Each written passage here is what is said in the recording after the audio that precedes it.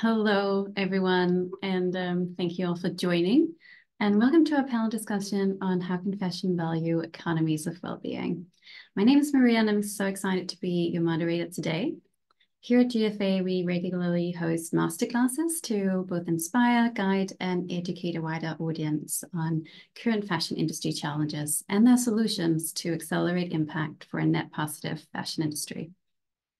You might wonder why we've branded today's session as a Next Gen Assembly Masterclass, because today is actually a key element in the Global Fashion Agenda's Next Gen Assembly program, which is an impactful initiative fostering sustainability advocacy among young changemakers in partnership with the Center for Sustainable Fashion from London College of Fashion. We've recruited 8 talented young voices from all corners of the fashion industry from more than 170 applications to really delve into the theme of economies of well-being. So we've designed this masterclass not only to give space to emergent voices in the industry, but also to share valuable insights with our broader network. Because it's no secret that the dominant economic practices in the fashion industry today often prioritize financial gain over people and the planet, leading to inequality and environmental degradation, just to name a few. Today, we're here to explore alternative models that prioritize sustainability, equity, and holistic well-being within the fashion system. And hopefully you'll leave this session with a better understanding of what economies of well-being mean.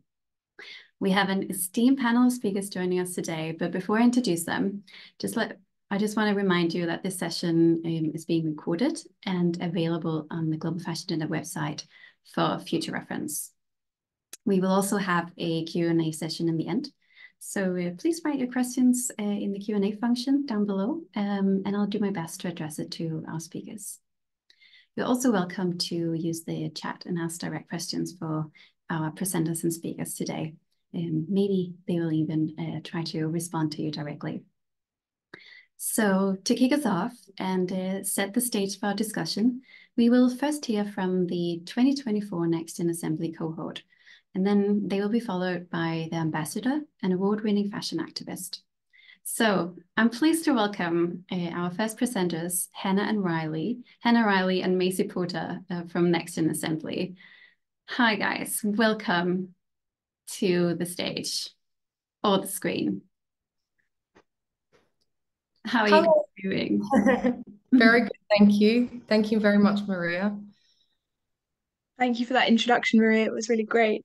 You're welcome. I'm excited to hear what you have for us today.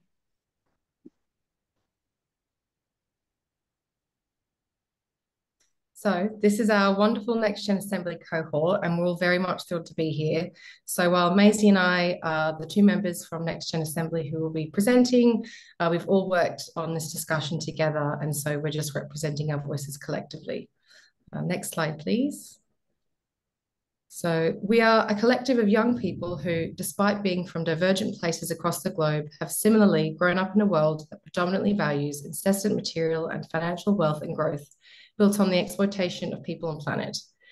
We recognize and understand that the dominant ways and modes of seeing, doing, and engaging with the fashion economy have never centered well-being. We aim to interrogate and unpick fashion and its prevailing extractive and exploitative paradigms and hierarchical colonial power structures. We intend to provoke audiences, speculate ideas for transformed futures that value societal, personal, and planetary well-being above profit. As a collective, we are interested in dissecting and rebuilding not only the fashion economy, but also the fashion ecosystem. The fashion ecosystem encompasses all actions, people, and communities engaged in growing, making, obtaining, using, celebrating, and sharing fashion as a concept, system, industry, and economy. The fashion ecosystem is the web of fashion, where fashion touches every corner of the earth and every person within it. We aim to challenge the industry to value more than just material and financial gain. We believe we need a fashion ecosystem that develops holistically and that embraces plurality, that is contextual and nuanced. We do not believe in retrofitting models or solutions designed for only the privileged and powerful. We believe we should engage with speculations, rethinkings, and engagements that actively safeguard people and the planet. Well-being to us means all humans and more than human beings thrive within flourishing, restorative, and equitable communities and systems. The well-being economy for us goes beyond measuring value in GDP. It goes beyond just fixing and redistributing the current economy, but instead changing the way our current systems operate, such as value. Next slide, please. So today, this masterclass explores how fashion can value economies of well-being. But we want to focus on this notion of value. Value can be defined as the importance, worth, or usefulness of something. In the Fashion Values Economy course we've been undertaking, we've been challenged to question what we value in fashion and how this shapes our understanding of a fashion economy that values well-being. While the dominant economy values endless growth entrenched in purposeful negligence and disposability of people and planet, many alternative value systems in which economies operate already exist. For instance, many Indigenous economies engage with value in different ways and have done for thousands of years. It's important to note that there are a variety of Indigenous peoples and that their communities, though they share similarities, should not be homogenized. We would like to, however, discuss one example of an alternative value system within an Indigenous economy.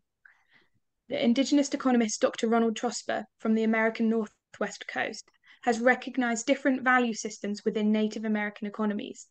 They value shared decision making, shared power, and shared resource use. They take collective responsibility through principles of reciprocity and generosity with the land and all its beings. Unlike our capitalist economy, money here is not central to their value system. Many Indigenous economies have had to navigate the dual challenges of preserving their cultural values while adapting to the pressures of a colonial economic order. It's important to acknowledge that we shouldn't idealize Indigenous economics. This different way of understanding values within economies allows us to reflect on what our current dominant economy values, and we should reimagine a system that values more than just profit. Next slide, please. We'd now like everyone to take 15 seconds or so to reflect on the following question. What do you value in fashion? Please feel free to write your answers in the chat, in your own notes, or just in your own head. There are no right or wrong answers, but keep this in mind for the rest of the class. So give you about 15 seconds to have a think.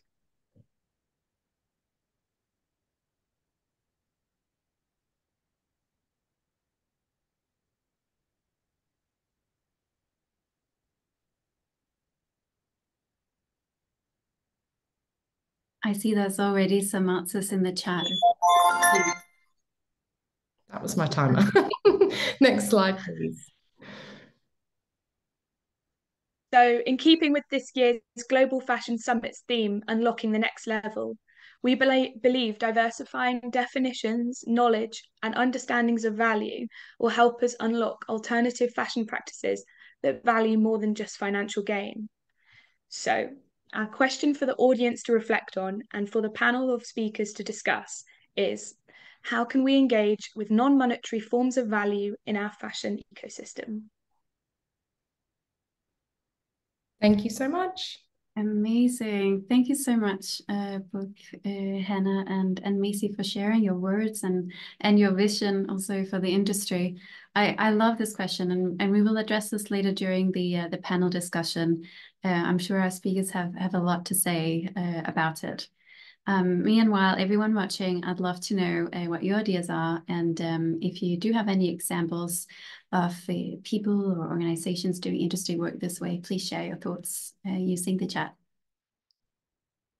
And now I'm excited to introduce the next Assembly Ambassador, an award-winning fashion activist all the way from India, Aishwarya Sharma. Welcome, Aishwarya. Thank you, Maria. How are you? I'm good. How are you? I'm excited for you being Very here. well. Me too. Very excited. I love the chat box already. There have been like so many questions and perspectives in order. I'm very excited to take this forward. Yeah, amazing. And Aishwarya, you're the ambassador for this year's Next in Assembly group. What does that mean to you? Well, that means that we're being heard. Our voices are being reflected in the industry today. I'm very happy to be here and representing such a fantastic group, this cohort of change makers. Yeah, feels incredible. Yeah, and so why are value and well-being important topics to discuss in today's fashion landscape? Well, I will just start with my intro and just to give everybody an idea of what we are going to be discussing today. So my name is Ishwarya. I am the Next Gen Assembly ambassador. In fact, incredibly excited, as I said, to be representing such a fantastic group of change makers for this program.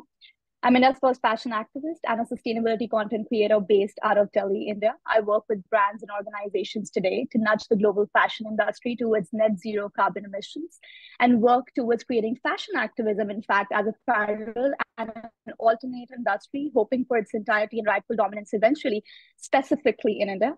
This year's Next Gen theme, How Can Fashion Value Economies of Well-Being, asks of us very strongly and diligently the question and each aspect of fashion that's known today, whether it be global supply chains, flat and linear economy, unethical practices, fair wages, the issue of fast fashion. All of this contributes to the rapid and major fashion climate crisis that we're all experiencing today worldwide. While consumers remain widely unaware of the impact of what they are wearing on people and planet, but this is also a question of well-being of each and all. And if there is one thing, in fact, that's pandemic, the recent COVID-19 pandemic that's taught us, it is to put well-being on the top agenda. And with that in mind, I'm very happy to join the experts and Next Gen Assembly members today to take us through the alternatives in the fashion industry and practices that can be achieved through mutual collaboration and collective mindset while focusing on value-based leadership. And to remember that fashion isn't just the clothes we wear, it's about how it makes us feel, and that its value, in fact, cannot be just quantitative, and sales, unfortunately, cannot be the only growth indicator. Like Hannah and Macy just mentioned, values may be experienced differently. Our intention here remains the same, which is to put value in fashion. So yeah, with that, I will open the floor, Maria, to everybody to discuss today's theme and to get into the questions that's been well put by Macy and Hannah. Thank you so much, Aswaria. We're really happy to have you here, and thank you for sharing your perspective. I'm sure there'll be a lot of food for thought after we've unpacked some of these topics today. So now let's dive into our panel conversation. I'm very pleased to welcome Monica and Margot to the screen. Hi. Hi, Monica. Hi, thanks for having us. Thank you for being here. Hi, Margot. Oh, you're muted. Oh, there we go. Hi, everyone. Thank you for having me. Looking forward to today's chat. Yeah, so Monica heads up a knowledge exchange at Center for Sustainable Fashion and is an expert on economics. And Margot, you're manager at BSR, member-based organization working across various topics from climate to supply chain and workers' rights. And you are working mostly in the fashion industry, on the fashion industry and a Sustainable Futures Lab. And this is so relevant for our discussion today, and I'm happy to have you all here. To start with our first question of today, I'm going to address this to Monica. Coming from academia, we would like to have a little bit more of an understanding of this topic. So, Monica, how do our current economic systems within the fashion industry influence behaviors? Why is this an important issue? This is my favorite subject, actually, and it's lovely to hear that you think I'm an expert on economics, because I definitely don't come from an economic background. But I think that's kind of the point. When I mean economy, when we say economy, I mean the human-made systems that provision with us with our wants and needs. And for fashion, that's usually clothing. And economics is not just for the sole use of economists or business experts. We're all part of the economy. It's made up of us, and we can change it and adapt it however we want. A system that can be designed basically just like any other. However, it is extremely powerful as it is, and it definitely rewards and punishes certain behaviors. So if we think about the fashion industry as a predominantly manufacturing industry, it's creating garments, shoes, accessories, etc. And it sits within the economic system capitalism, or potentially even beyond capitalism, as some philosophers or economists may argue. Success really boils down to profit, in particular the continued growth of profit. And for fashion businesses, this means that there is a pressure to lower the cost of making and increase sales, which is usually done by selling more rather than by selling the same thing for more, which is where we're seeing the rise of businesses like Shein and Temu coming in at the bottom and selling vast quantities of cheaper items and making a lot of money that way. So essentially, our current economic system generally rewards exploitative, selfish, short-term, individualistic behaviors, and essentially those with the least power are most vulnerable to this exploitation for profit. So garment workers with not as much bargaining power, for example, or animals who are slaughtered for their skin, or environments or species that have no protection from deforestation or over-farming. So what we're really looking for in economies of well-being is ways to transition to economic system that reward other behaviors, that reward well-being, essentially. So behaviors like reciprocity or trust or generosity or altruism, equity, kindness. I'm not suggesting that we shift wholeheartedly to another system, but instead that we transition to a diversity of models and systems. As the Next Gen Assembly have already highlighted, Indigenous economics and some of those principles is one of those.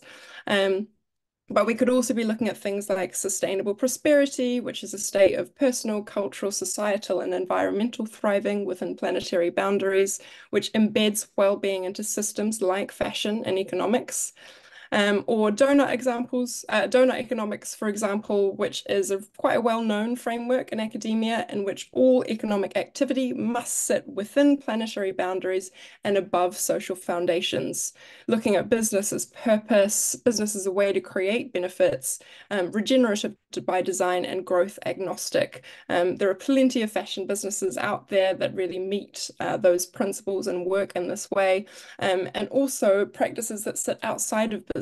So commons practices, we might think of things like swapping libraries or sharing clothes amongst friends, which is one of my favorite things to do. I borrow everything from my friends. I'd also like to mention Earth Systems Justice, which is a framework by the Stockholm Resilience Centre, which looks at interspecies justice, so protecting humans, other species and ecosystems, and rejecting human superiority. Intergenerational justice, which is the obligations and relationships between generations. So, for example, the legacy of climate change on youth, and intragenerational justice, so between countries, between communities, between individuals. We're all essentially looking now at sitting in that tension between ecological limits and limits to businesses. So capitalism and its search for limitless growth is incompatible for a finite planet. And all of those immoral activities, from pollution to modern slavery, are deemed moral and acceptable by an economic system that really justifies that in pursuit of profit. So my question, basically throwing back at the panel, is how do we shift to a system in which well-being is the only justifiable moral pursuit? And now I'll stop talking. Amazing, so much information, but it is a very complex, it's a big topic to unpack here. We are trying our best, but I'm sure we'll find a somewhat better understanding of this topic when we come to the end of this session. It's so interesting, and I'm so excited to hear your perspective, Margot, because in your experience at BSR, how do you see businesses incorporating considerations for well-being into their economic strategies? Yeah, great. Thank you for the question. And I guess thank you to my fellow panelists for sort of highlighting the challenges and the current operating context and everything that's kind of failing within the current system. I think what we're seeing on the business side is, companies are setting these really ambitious and very needed climate and nature targets. I'm so glad that Monica mentioned sort of just system boundaries, because it's very clear we've already crossed most of these boundaries. So action is really needed. There's an imperative to act right now. I think what we're seeing is a very clear disconnect between ambition and action.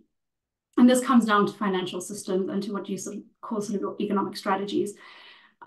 Initially progress on climate and environment, companies can do quite well. They can kind of tinker at the edge, make an investment here, work on some efficiencies there. But ultimately, if you want to really achieve your sustainability goals, there will be this tension between what are your financial metrics and your financial goals, and the sort of goal of growth at all costs versus the environmental pressures and your sustainability goals. And this question of how much stuff are we making and how much stuff are we selling is very difficult to avoid. What we're seeing in the business side is that often the response to this tension is circularity. There are other sort of models, and I'm looking forward to getting into that as well, into answering the sort of assembly members' questions. But we often see that, circularity is the sort of dominant response that we're seeing in practice in the industry today. And that's because it doesn't necessarily shift the business objective. It's shifting a more sort of the how are we creating value, but it's not shifting what we're measuring and, what is value.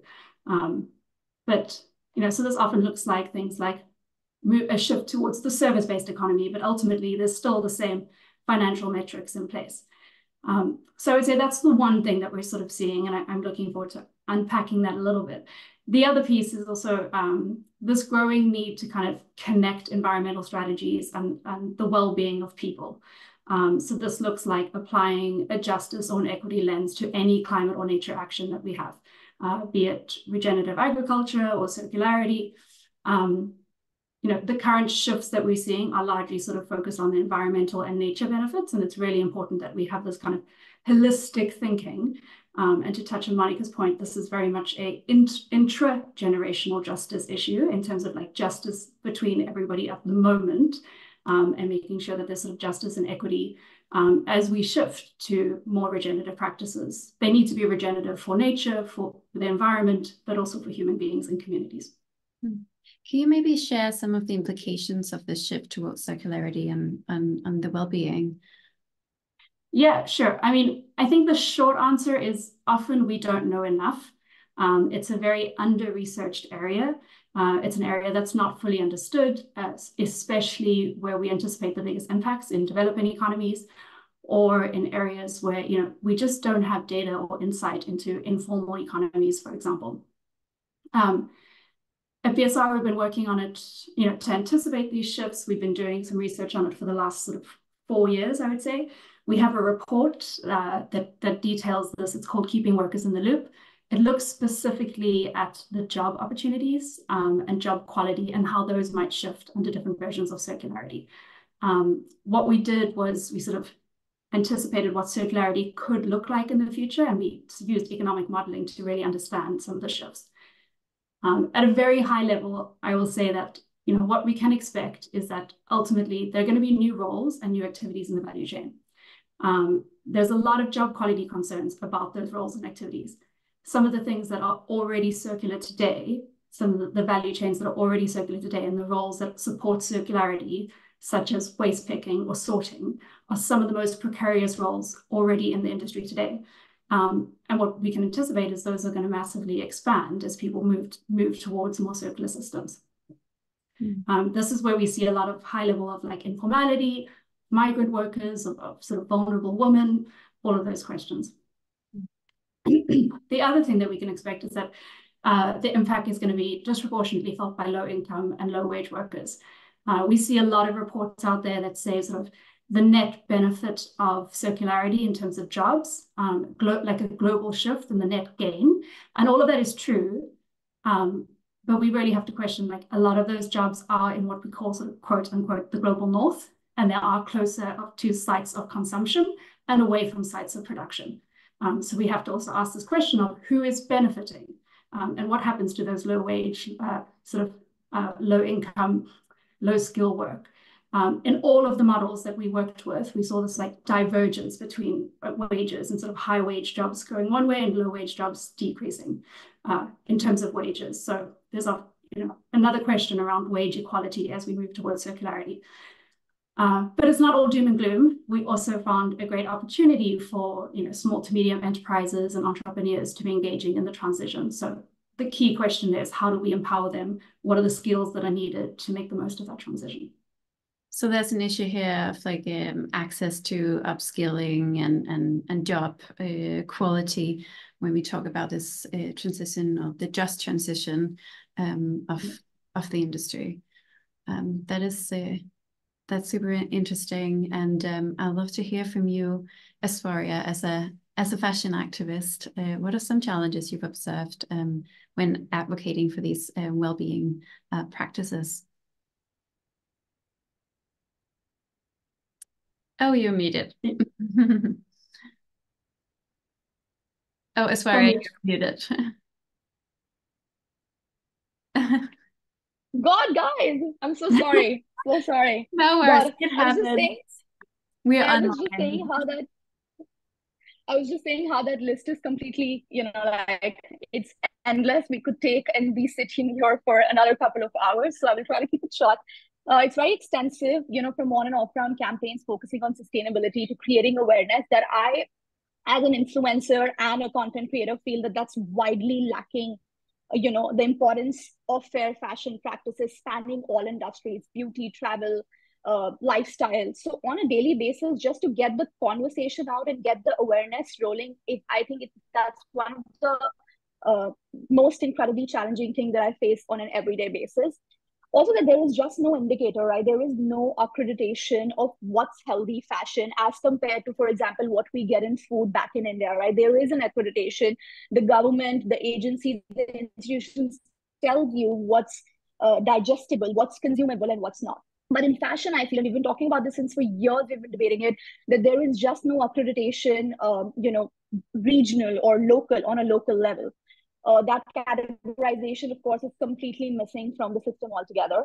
But my work as a fashion activist, in the global industry today involves climate-centric collaborations with individuals, NGOs, brands, and other stakeholders, and constantly learning and, to be honest, unlearning methods and practices each day. It's all so consuming, to be honest. But for example, some recent collaborations that I've had, which I think have made a lot of impact on my personal and professional growth, but also get to get the conversation out and see how brands really work in this space, is to work, let's say, with MG Motors to promote EVs being used at COP27 back in Egypt, Sharm el Sheikh, as an official mode of transport for participants attending the climate conference. Collaborating with Gucci Equilibrium, which is House of Gucci's commitment towards people and planet to generate positive change for people and planet. My work as a Global South voice for Puma now to guide the brand and the board members and to have that access as a young person through the board members and telling the brand how they can operate in their global supply chains. I think these are one of the most prominent and very impactful collaborations that I've had in a system where we've been fighting so much about, what's right, what's not, where do young people stand in this movement, what do we want to see, and really act out. So I think all of this contributes to a lot of awareness on an everyday basis, and I'm just going with it one day at a time. And of course, Maria, like we were discussing, social media for climate action has become such a movement. The soft power today for celebrities worldwide, influencers, bloggers worldwide, I think that soft power, to be honest, is incredibly important to be noted, because there is a responsibility here. And yeah, so it's like one day at a time and one topic at a time. And I'm very happy this is all being put in perspective today, because I'm here not just to kind of, put in my perspective, but also to learn from everyone that, what we can do together as a collective industry. Yeah, so you touched upon collaboration as a key enabler here. I'd love to hear from you, Margot. You work across many stakeholders at BSR. How can the industry foster this culture of collaboration among stakeholders? Because we see a lot of them have different interests and priorities. So what are your insight on this? Yeah, I think controversial opinion. I think the fashion industry is fairly good at having a culture of collaboration, because it's had to be, especially in the wake of things like Rana Plaza. Like, there's actually a lot of industries that out there that look at the fashion industry as like models for collaboration. I think we need to be asking questions of like, to what end are we collaborating and who's in the room? Those are the key questions for me. So I think it's more around like there's enough initiatives. There's like a billion initiatives in the industry. There's initiative fatigue. I think we need to be asking questions on like, how do we get to points of action? Like, how do we get to action over commitments? How are we sort of really drilling down to like what this looks like in practice and not being afraid to share learnings? I think that's one of the key things. And I think the other piece is like, who's in the room and who's joining this collaboration? So we hear a lot of talk about like giving workers voice, but it needs to go beyond that. Like, it's worker voice and worker vote. like in this broader conversation of like, how do, value well-being? It's like, you have to value workers in order to value well-being. So there's a whole conversation about like empowering workers as well. That's really important. They need to be sort of not just consulted, but also, like have power in the consultation, which I think is really important. And then the last piece I'll just touch on collaboration is, I think we've become really sophisticated with our sustainability teams, and we now have these sort of really siloed teams, and this team works on climate, and this team works on human rights, and this team works on wage. And we need to actually think about collaboration within organizations and how are we sort of setting holistic strategies and working together to really be thinking about social and environmental together within fashion business. Yeah, it's a really interesting point because, I mean, when we first started talking about sustainability, it was maybe just one person within an organization sitting with all these like different hats, and now maybe it's a small team, but perhaps it's not fully integrated in the whole organization, and this is something that is important to address and kind of shift within the organization to really see some progress, as we also want to include, the economic side of things with when we talk about sustainability and prosperity. So now I really want to enable to think about how we can enable this transition to economies of well-being. I think now's a good time actually to address the next in assembly question. So I'm going to open it up to all of you. How can we engage with non-monetary forms of value in our fashion ecosystem? Who wants to go first? Maybe you want to go first, Monica. Yeah, sure. Very happy to. For me, these non-monetary forms of value already exist within the fashion ecosystem, and it's maybe about formalizing or bringing them into the ways that we measure success or embed those practices into the business. For me, generally, I tend to think of things, we use a framework within Centre for Sustainable Fashion, which looks at cultural value, ecological value, social value, and economic value. For me, the cultural value of fashion is expression of self, identity, joy, heritage and craft, and those artisanal practices, visual creativity, and the sort of love that we have for clothing are hugely important. While people do talk about the cultural power of particularly influential designers, for example, it would be nice to take that way we have of saying, oh my gosh, Alexander McQueen and his collection from this year to this year, assigning that same kind of value to artisanal practices from a certain community, or for the ways that we can, we dress up in something that makes us feel strong. I'm quite sick today, so putting lipstick on this morning really helped me feel more with it, and just being able to be explicit about that cultural value. Ecological value, valuing the harvest, valuing the things that our clothes are made from, giving thanks for that, regenerative and restorative agriculture, diversifying our fiber basket and the things that we make clothing out of, and sufficiency, that gratitude for the fact that our clothes even exist.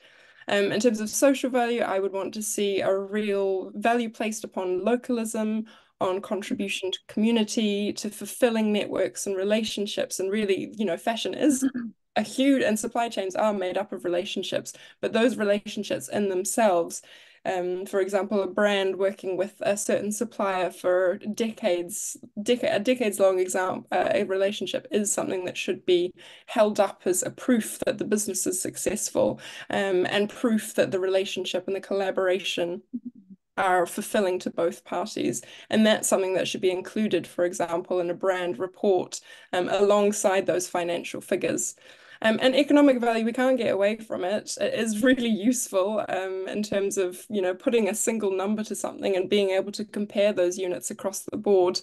But really, for me, economic value is bringing prosperous livelihoods. It's creating opportunities for fulfilling work, creating diverse ecosystems of businesses and people, and really fulfilling our wants and needs in harmony with people and planet. So it's not just saying we made this much profit, but it's actually saying we sustained this many jobs. So we had this many sustainability jobs or green jobs.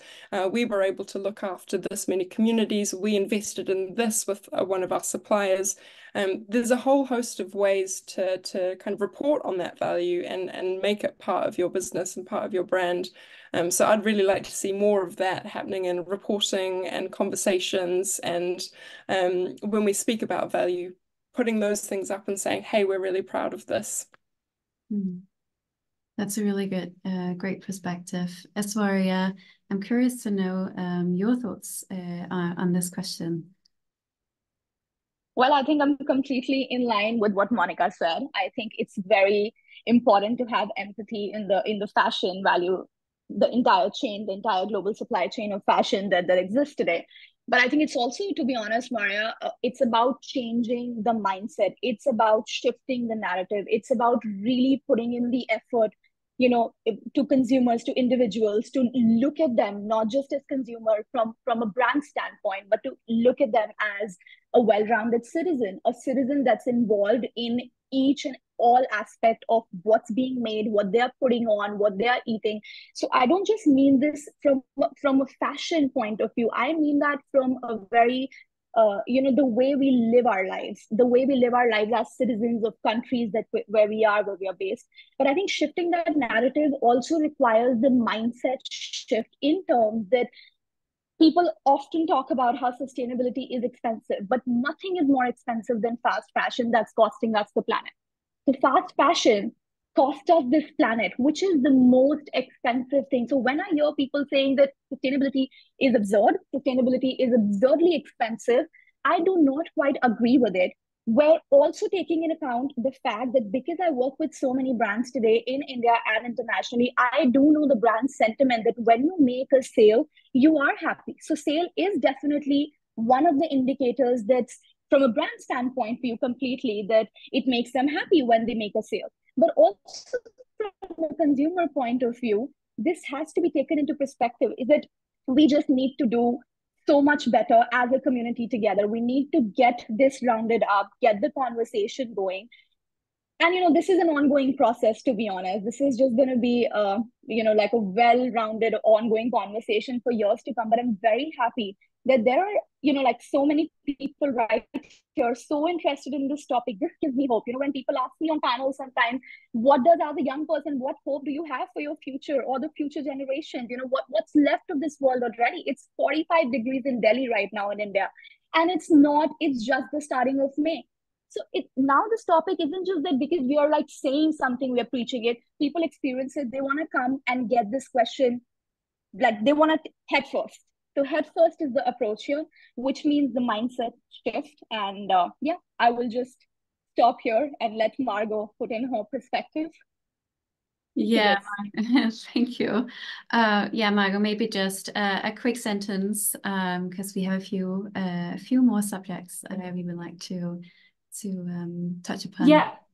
I mean, I think my fellow panelists have like summed it up brilliantly in terms of how we can value, and what we should be doing, and the role of activism, the role of sort of awareness, and all of these things. I feel like I'm going to be Debbie Downer, but like the reality of this in a business setting, and how do you shift the context in which business is working in, is the real sort of big question. Like there are alternative economic models. We see these in practice, but they're mostly in practice at like a state or a city. So there's a big question for me of like, how do we shift the operating environment? How do we shift the policy environment? Like, how do consumers engage with that? How do businesses engage with that? Like, we need to change the entire game, not just like, and you can't expect necessarily the players of the game, like as in business, to currently make those shifts without changing the reward system. Yeah, that is super important, of course, and maybe Monica, you can follow up on this, because I was thinking what initiatives or strategies are essential for this transition towards these alternative systems. Like, how do we get there? I think that's a great question that no one's quite solved the answer to, but I think to Margot's point, a lot of those things do already exist. They might happen, as you say, in a state, or in a micro business, or in an NGO, or a craft cluster, for example. But what I'm really looking for from a future outlook is about amplifying those existing practices and models and systems that are already out there. So, for example, diversifying the fashion ecosystem instead of having a huge number of large businesses with immense amounts of power, having a diverse ecosystem of small number of multinational corporations alongside a multitude of micro and small and medium enterprises. Moving away from the hierarchies that our current system has, so that, instead of prioritizing the role of the CEO or the chief design officer, we're instead valuing the maker and the dyer and the weaver and the communicator and the designer and the business manager, all as having their distinctive roles, which are equally important.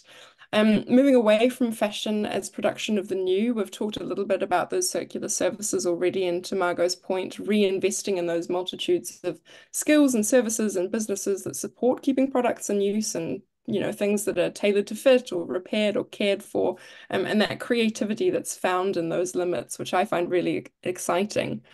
Decentralizing and localizing. So we're shifting away from complex global supply chains and looking at reshoring, investing in local fibers and making practices. So, for example, I live in London in the UK, which has a huge centuries-long history of wool and linen and lace making and tailoring. And it also means we gain from that cultural diversity, which local fashion systems can produce a more diverse offer than, if you go into a high street in any major city in the world and you're looking at the exact same chains and the exact same products, no matter where you are. And then very, very simply, pay people more to make less. I think that's really what I ask of an economy for well-being. Value the work that garment workers do, and the natural and animal things that we use to make clothes.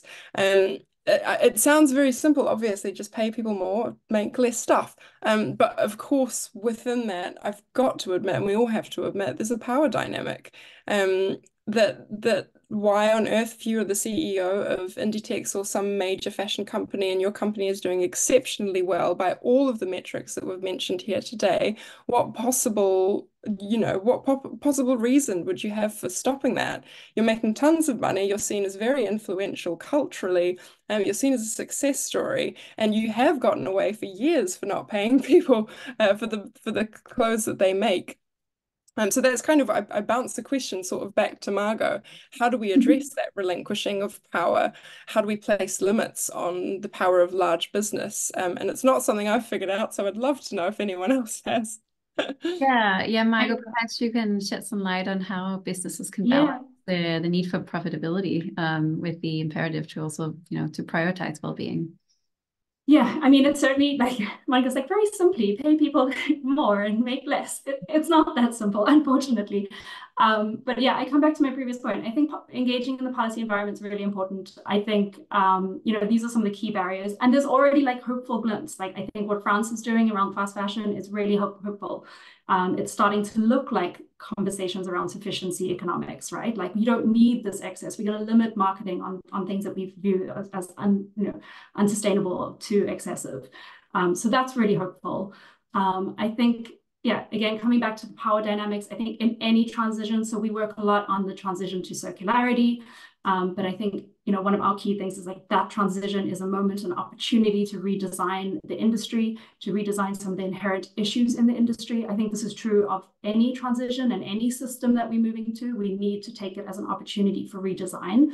And that looks like addressing the power dynamics, the rebalancing the value chain relationships, so like worker representation, worker involvement, specifically worker involvement in policy conversations, in regulation, in strategy. All of these are going to like set us up for bigger questions around like non-financial value as well, but they're also just going to work on the immediate transition, which we're seeing today, which is the transition to circularity, in my opinion. And maybe there's a transition to non-financial models later on, but we have to work on what's happening in the here and now today. I think there's also a question around governance. So beyond just sort of how we value things or what we value, it's the who is valued. So who has a seat at the table is really critical. We've heard examples of, companies having a nature board member. Shwari was sharing examples of like engaging youth on your board. Where community showing up at your board, where's workers showing up on your board level? Like if that's the current dynamic of power, then how do we get people into that system as well? I think that, yeah, those are kind of the key ones for me. You know, I know I'm focusing a lot on like the circularity piece. I think that's kind of the stepping stone. Ultimately, we're going to have a question of what is the size of the circle, but we also have to confront challenge of the here and now. Yeah, absolutely. So I think we have time for some questions from the audience now. And there is one that was just related to what you just said, Margot. It's about how we can create more visible supply chains or more local supply chains. And how can we encourage and incentivize this? And you touched upon the policy makers a little bit. Is that where we need to go first, or how do you see this? I think it's both. So I think some of the key challenges here are like the enabling environment in terms of policy and market constraints. So when we see these conversations, like brands will be like, consumers don't want to pay for it, and suppliers will be like, brands don't want to pay for it. And then we just kind of see this like conversation assigning blame to like various people in the industry. So it's very difficult to ultimately get to like, how do we change, and like what's the sort of like key like system change there. I do think regulation has a way to play, and I think we're seeing huge shifts in the regulatory environment at the moment. There's also conversations around what that does to SMEs and, you know, their access to the industry. But it's all sort of learning, and it's all like the initial steps and all moving in the right direction. Activism, I think, plays a huge role, but I think there is a bit of echo chambers in the social media space, and we really need to like, I see two things on social media. I see like the activists, and then I see people doing like the holes, and I'm like, how is the Gen Z generation both of these things at the same time? I'm very confused. Yeah. So I do think there's an incredible role to be played by activism, but that needs to go wider. And I think in terms of well-being, there's a lot of conversation around like my personal well-being and me, and, you know, like we need to expand that sense, that this moment of like self-care, well-being, all of those things. You cannot be well if the things that you're wearing and the people around you are unwell. So I think there's an opportunity to kind of expand on that as well. That's a really good point. And yeah, we do see, especially in the Western world, a lot about mental health and well-being today, and especially also in the workplace. So this is definitely something that we need to talk about scale and these things as well, because it's also thinking with these new value metrics, how do we measure them if they're a little bit more less quantifiable? How can we ensure that we can scale these initiatives? Does anyone want to jump in? Maybe you want to go ahead, Monica? Yeah, sure. I think basically when we're talking about scaling, it's what do you mean by scale? And maybe that's a little bit of a get out of jail free card. But one of the things that I really struggle with capitalism and the fashion industry more broadly is that pursuit of limitless growth. And that the question really should kind of focus on, if we're scaling, why are we scaling? Is it because we want to grow our impact? Is it because we want to create change on a wider scale? So I think it's not necessarily, when we talk about competing with fast fashion, it's looking instead that you're drawing people around you that have the same values as you, especially as a small business, and that you're not looking to compete price-wise, or you're not looking to compete in terms of business practices, but instead you're staking out your own claim in the own ways that you want to do things, or that small businesses want to do things. And that scaling up is instead about growth for impact and wanting to reach more people and wanting to engage more people with this alternative way of doing and wearing and loving fashion. So I almost think that scale maybe is not the key question here. It's more about what are the ambitions of the business, what is the impact the business wants to make on the world, and what are the best ways of going about that. And if scaling is one of those things, then, you know, go for it and be explicit about what change that scale will make. Of course, we want those practices to scale across the board so that we do have that diverse ecosystem of different practices and different approaches to business. But in order to not get lost in that kind of fashion rat race, I think it is important to be really clear about what those ambitions are and what changes you do want to make as an SME. That's an amazing answer. So impact is really the key here to unlock this transition and this mindset shift that was also talked about previously. So we have, I'd say, maybe time for one more question. So with only 2 weeks until the Global Fashion Summit that we host here at GFA, our minds are very and fully occupied by this year's theme, Unlocking the Next Level. So I'm actually curious to know, what is your one key message to the audience on how to unlock the next level of prosperity in the fashion system? I know it's a big one, but maybe think about suggest some resources that you believe might be interesting for the audience to grab or to learn from. Do you want to start, Aswara, maybe? Yeah. I think collaborations and crossovers. I use this. I think the 2024 keyword for me is just gonna be collaborations and crossovers. Why I say that? Because this is literally my job to collaborate, with people, individuals, brands who are doing so great in sustainability, homegrown labels back in India, who are trying to put their best foot out into doing what they believe is the best way forward. How to be truly vocal for local, and how Margot and Monica have been discussing about, so many issues around this traceability, circularity, which is also going to be two most important keywords going forward, the traceability and circularity and climate actions. I think these are in fact the top kind of issues and the solution areas that we are looking at for this year. Even one of my upcoming project with Puma is around circularity and traceability of natural materials that are being used in products.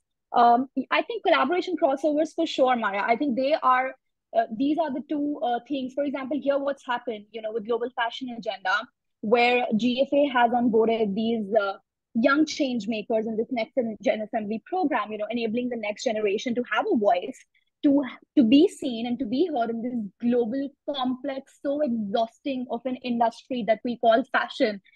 Today, this is an opportunity to be heard. And I think that in retrospect is huge, because activists like myself, we have been pushing for something like this since years. So when I got to know that this is your second edition of Next Gen Assembly program, where you're onboarding young change makers from all around the world to put in perspectives of fashion alternatives and what it could look like, I think that's incredible. That is exactly what comes to point here, is unlocking the next potential, unlocking the next level, right? What does that mean? That means that you bring the community together, you bring everybody together to speak, discuss, to take action, and to most importantly put their perspective out.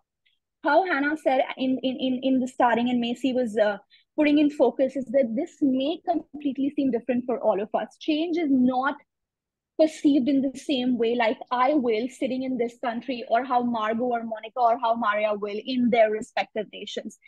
It's always going to be different. Value is always going to look differently for all of us. But most importantly, while we all may come from different regions altogether, we look different, we speak different, but one thing that connects us is how much we want to act for this planet, how much we want to be here for each other, for this, as this community, to push forward an agenda, which is the climate action. So I think for me, that means climate, that just means, unlocking the next level.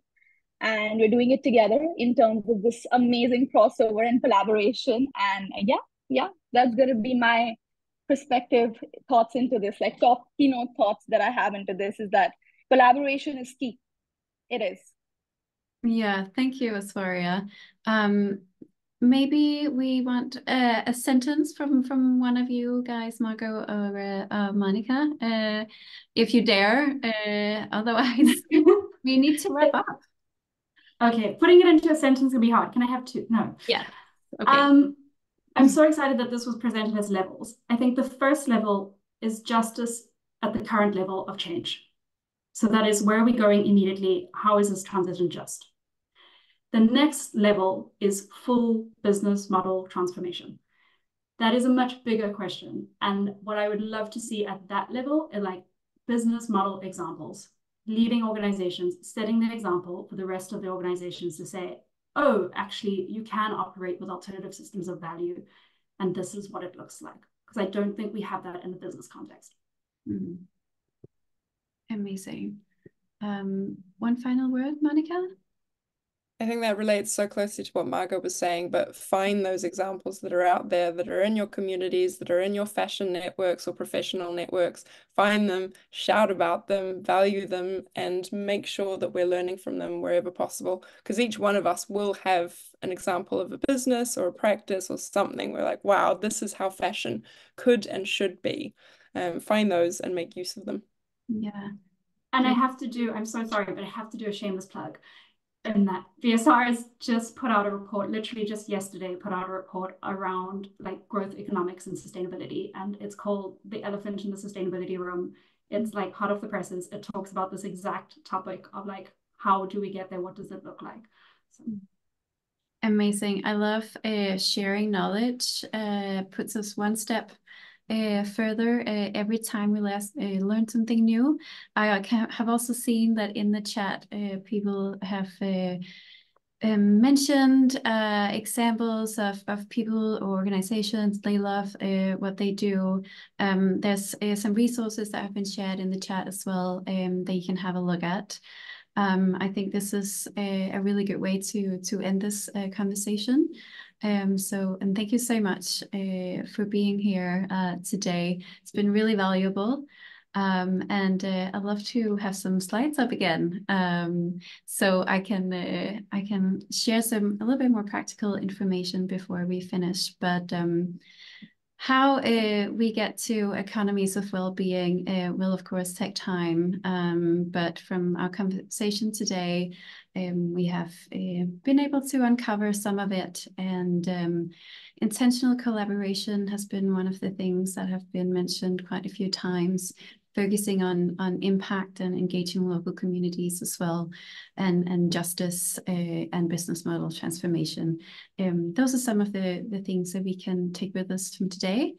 And then I just want to say that we have our 15th edition of or 15 years since we first have our first edition of the Global Fashion Summit in only 2 weeks' time. And there will be lots of very engaging conversations going on here as well. I'm looking so much forward to it. And if you haven't already bought a ticket, there is definitely room for more people to come. It's going to be a great celebratory event, and also a lot of focusing on unlocking the next level. So there will be a link to the ticket registration in the chat as well. Next, I want to also share that we have the Fashion Industry Target Consultation survey open at the moment. We've just extended the deadline till the 31st of May. So if you haven't already, please make sure to take part in this consultation. We'd love to hear from all perspectives of the industry. Your voice and your perspectives, your insights are really valuable for us for this. And then stay tuned as well for our next masterclass, which is on policy. So we have a big year in Europe this year in terms of our European elections, and we will be sharing some reflections on it on September 3rd. So make sure to register. This will also be really interesting and have a lot of impact on the EU level and possibly beyond. Then that is all for me. I thank you to all the speakers and the audience for the participation. Yes, I encourage you to continue exploring ways to promote well-being in the fashion system and to take action towards positive change. Thank you so much.